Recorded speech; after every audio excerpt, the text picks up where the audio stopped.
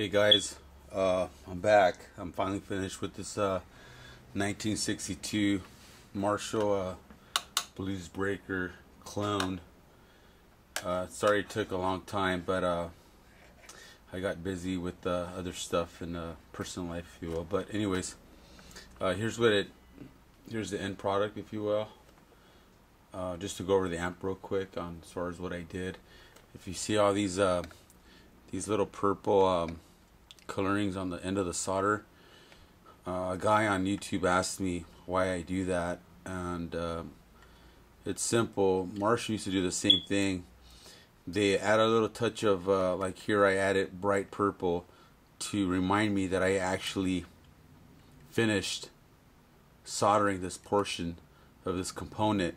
And when I was completely done with the board, I forgot to solder this portion in, and I start testing the amp, and then when it was working fine, then when I put it back on the way it is now, this position, I looked and I noticed that this part wasn't soldered.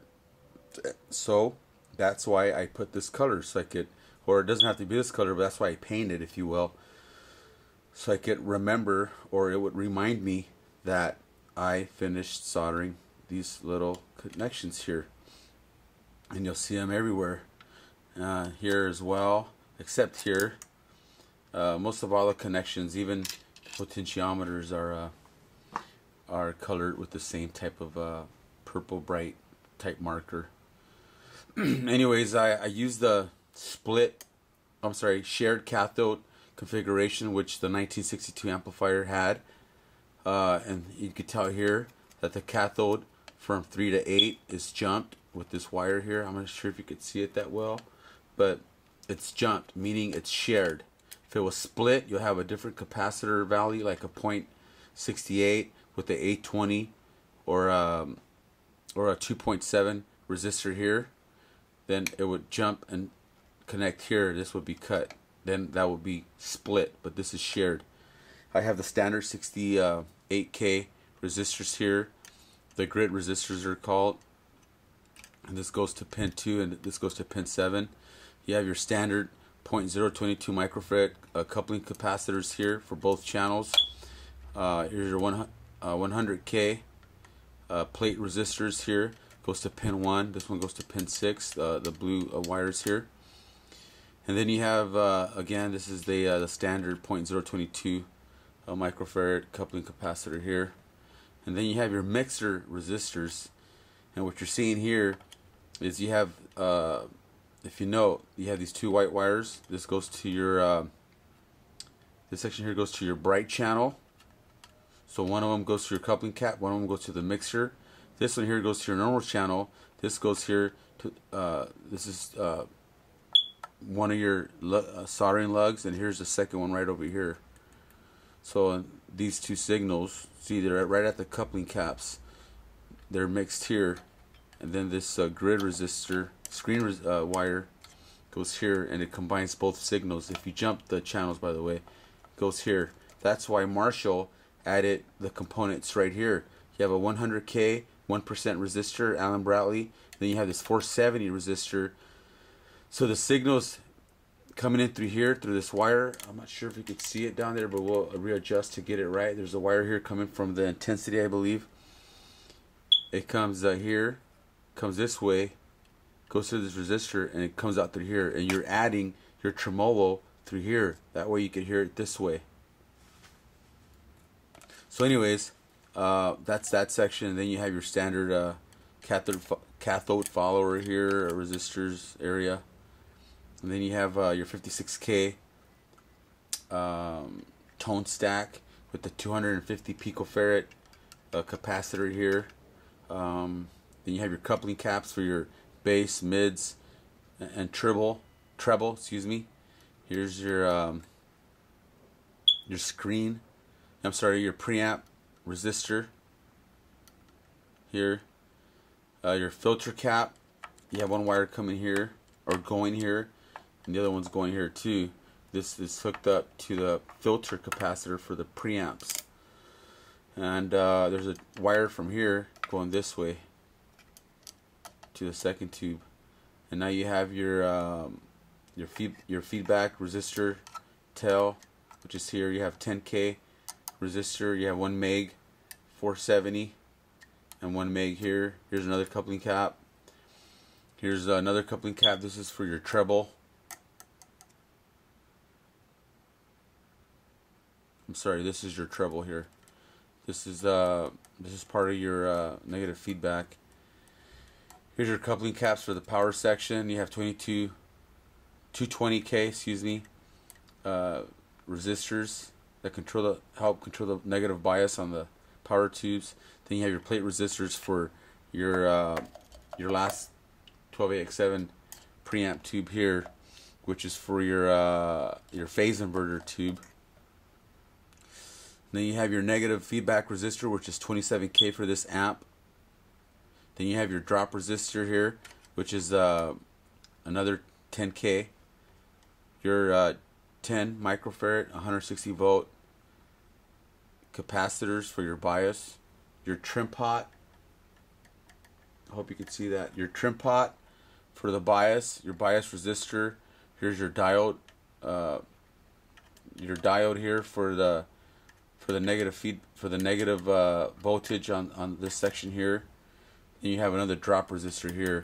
You should never use the carbon composite 1/2 watt resistor here. I hope it's not out of range here on the screen, but there should be a minimum of 1 watt because there's like 300 something volts running through here on this amp. And if you use anything less than half, if you use anything less than 1 watt, this will fry and it'll jack up your amp, and you want to make sure this part gets beat up hard. So you always want to look at this resistor when you troubleshoot an amp, and remember what it looks like with this resistor.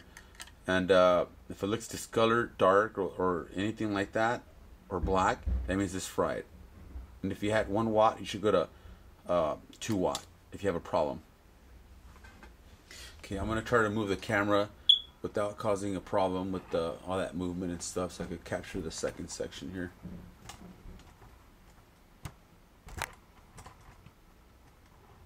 Okay, so maybe a little more.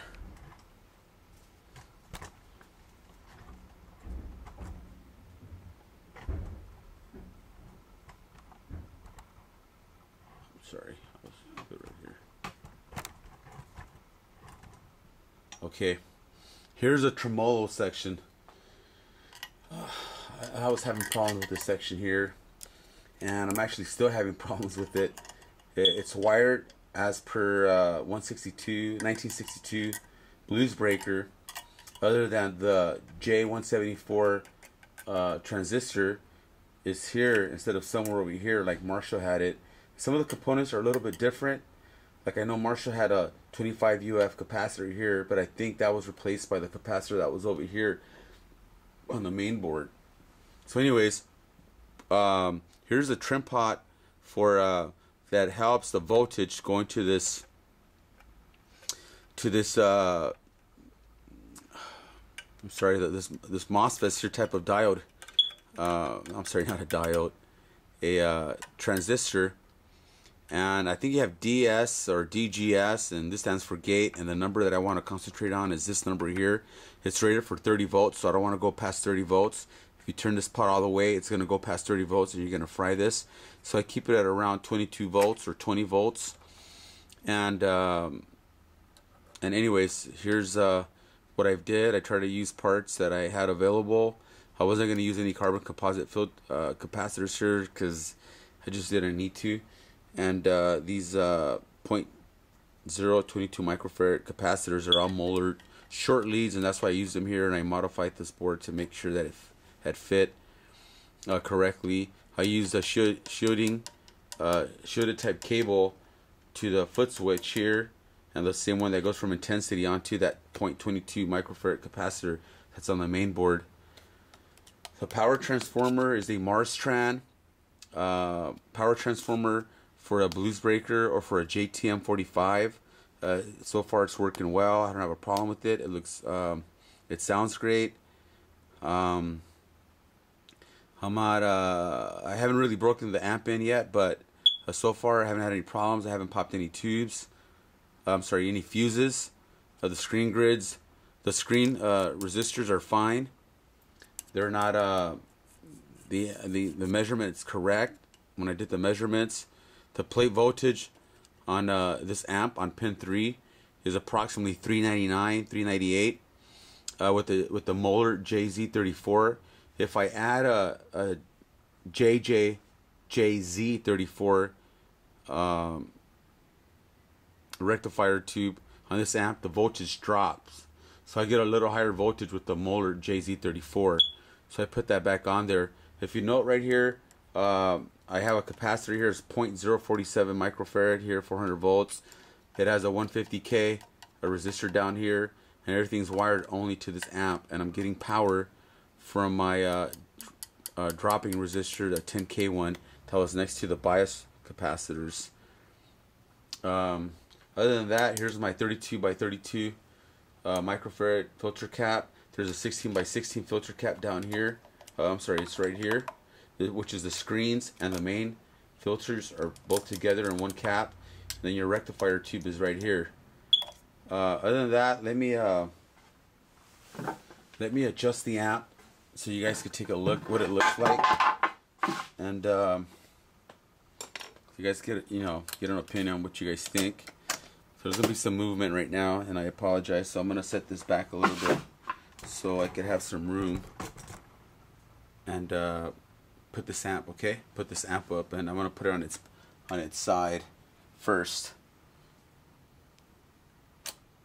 Then maybe we'll get to hear it today. Let's see.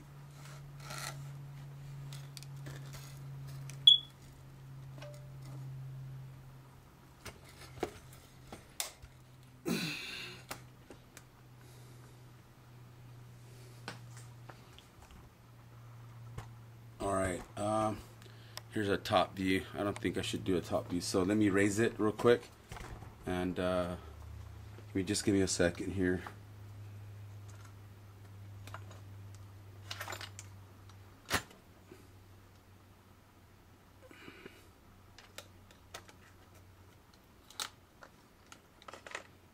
What I can do is pause it, and then we'll make like a part 2 or a part 3 of this amp. But anyways, I'll just do something like this real quick, just to save some time.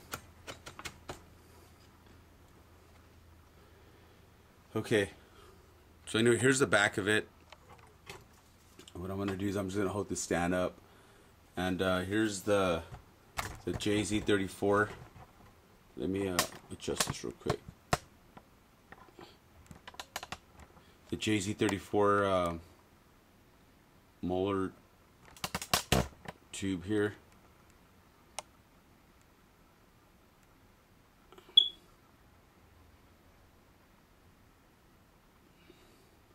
Here's the capacitor, the filter capacitor for the mains on the screens, is 16 by 16.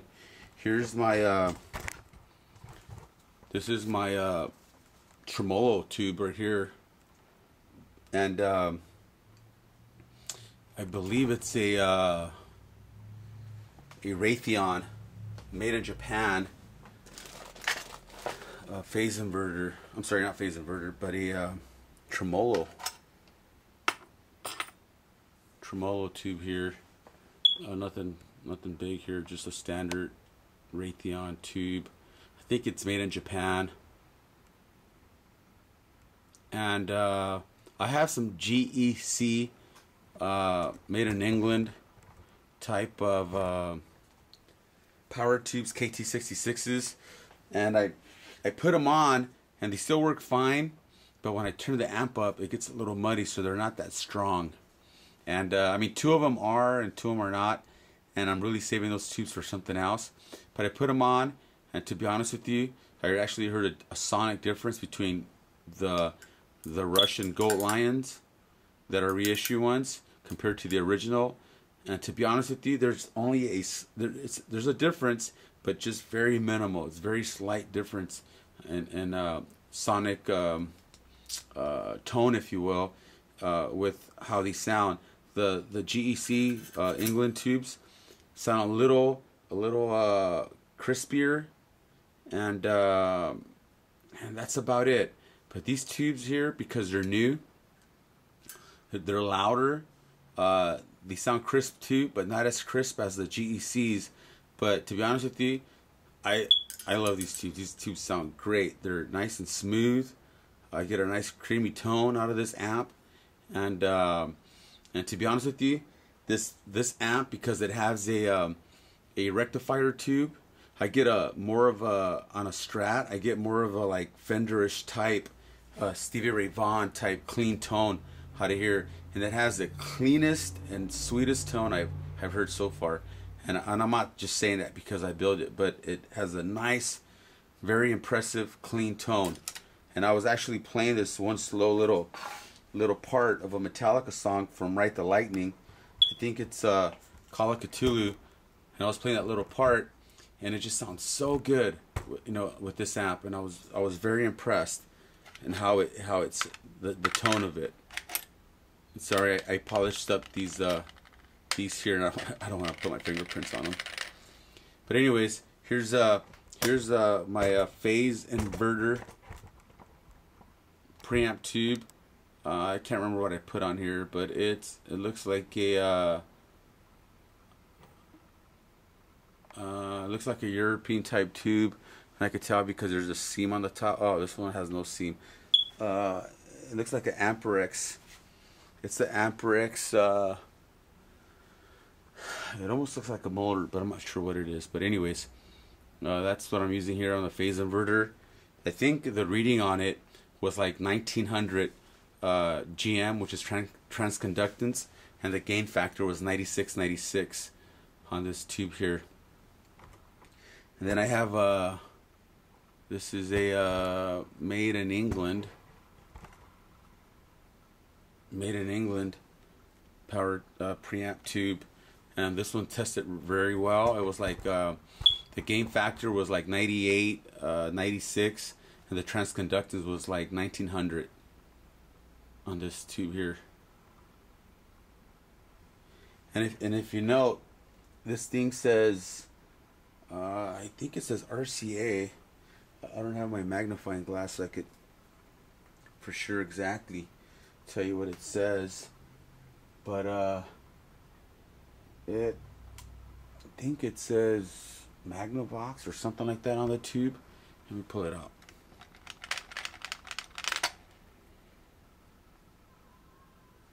Oops, sorry.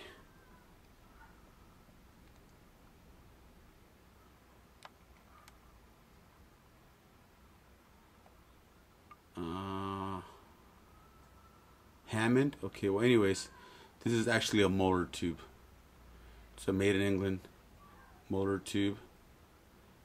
You could tell part of it is because you have the seams on the top. Then there's a date code on the bottom somewhere here that it will tell you when and where it was made. But anyways, this is one of many tubes that I have, and these are actually used, to tell you the truth. So I picked all my used ones first, so I could like get the most out of them instead of putting something new, you know. And I don't think I should be putting new tubes on when I still have tubes that are rated to what new's like, or where new should be. And even a used one at like 1400 or 1500 GM transconductance sounds better than a new 2000 GM tube that sounds bright and brittle and just doesn't sound good on an amp like this. These are a little bit more cleaner, crisp. Here's another motor tube. This was my highest testing tube. This was like at around, hold on, let me do something like this so I could. This was at around, I think the GM was like 2000 actually, to tell you the truth on this one. And this is basically brand new. And here's another made in England with the getter chemical that's turning black. Guys say that when the getter chemical is black, it's better than the one that's silver for some reason. But both of these are black and made in England. And the date code is here somewhere. I can't see that small, but I hope the camera's picking it up. I think B stands for Blackburn. So anyways, here you go. So I'm going to set this back on there.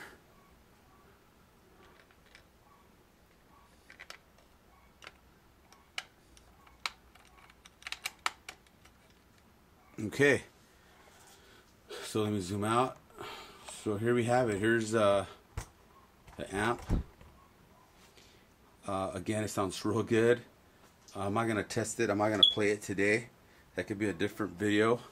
And if you guys want, I could do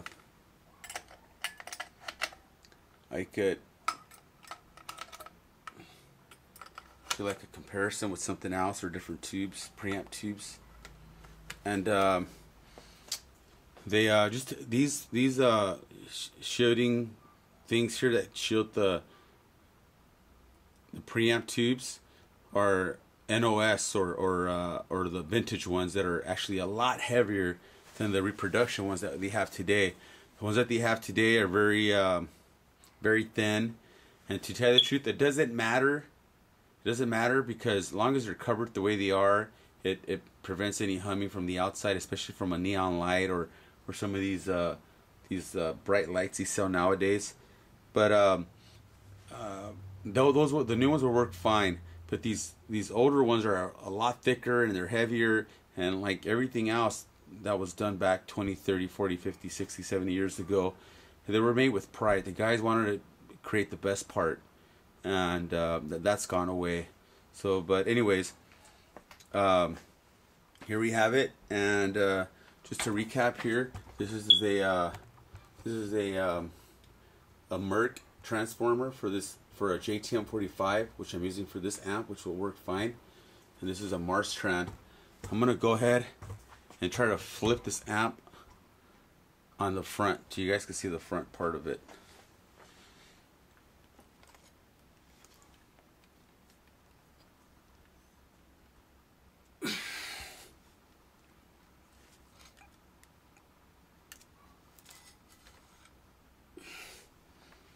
Alright, that wasn't too bad.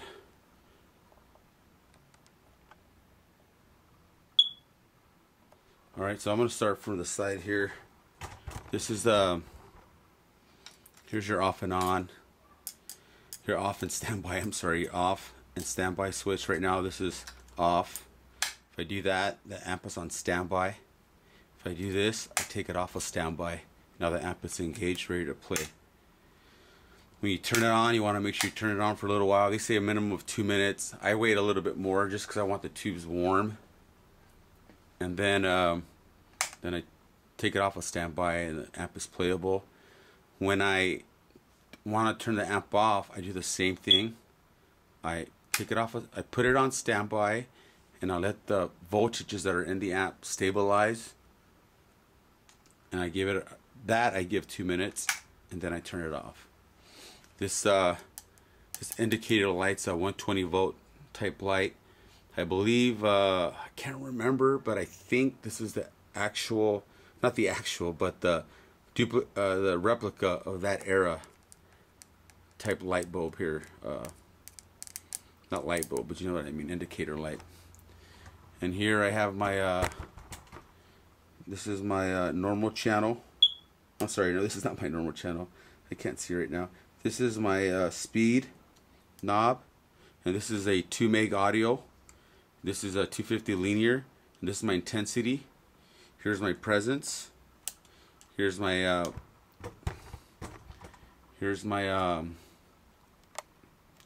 bass. So presence, bass, mids, right here. Let me start moving with this chopstick. Mids. Here's my treble, and here's the bright channel, and here's the normal channel, and here's my 4 input type you know, Marshall Plexi type inputs, or metal face, or reissues and whatever they make now. But what I noticed is that I've never built this amp before, and I was a little bit coming across stuff that I was having a hard time. And the only way that you could engage the tremolo is if you're using the normal channel. And the normal channel is a little bit too dark, a little bit too bassy or muffy. You don't want your tremolo to sound like that. You want it a little bit brighter. So what you can do, and I've done it on different apps, is you add like a 30 or even 100 picofarad bypass capacitor onto the potentiometer of the normal channel, and that will bring up the brights. And then you have like a brighter amp with the tremolo working on there. And that's what I might do that, but I'm not sure right now. I might just leave it as is. The tremolo section works on this amp, but it's very, very, very subtle, and I'm not sure that's what it's supposed to sound like. I thought it was more pronounced, and it was a little bit more audible, if you will. And so yeah, it's I mean, I like it. It sounds real good. It's a nice clean amp. I used one of my Gibson Les Pauls, and I turned the volume knob all the way to like 5, and it broke up right away. Actually, or like right at 2, started breaking up, and it was pretty loud. I was using some 1983 greenbacks made in England speakers for when I was using this amp, and I actually went up to like 9. It was really distorted, but again, you don't get a tone like you do like with the Super Lead. This is totally different amp because of this rectifier tube. But it's perfect for leads and the tone of that era. So I don't know. I like it. It sounds real good. So, anyways, the next video that I would make, it's gonna be something to the effect of where I could you guys will hear the amp. And right now, I'm not gonna do that, but I'm gonna join this video with the rest of the videos on YouTube. And I hope you like the video, and I hope you learned something. Or if you have any comments, go ahead. And if you want me to build you an amp, I'm available for that. If you want, you can buy all the parts, and I could assemble the amp for you. If you want, it's going to take a month because I take my time when I do that. I used to build amps in 4 days, but it took the entire about 10-hour shifts or 10-hour days in 4 days. And that was just too much. That was just too much time. You know what? I actually promised that I was going to show you guys how to reform the filter caps on here, and I didn't, and I forgot. But I did it. I wasn't able to videotape it. I was just too busy. So on the next build that I make, I'm going to do that. But on this amp, I didn't. So I apologize. And if you want, I could go over how to bias this amp on a separate video. But but as of right now, the amp is complete. It's ready to rock. And let me know if you guys want to hear sound clips. Alright, cool. Thanks.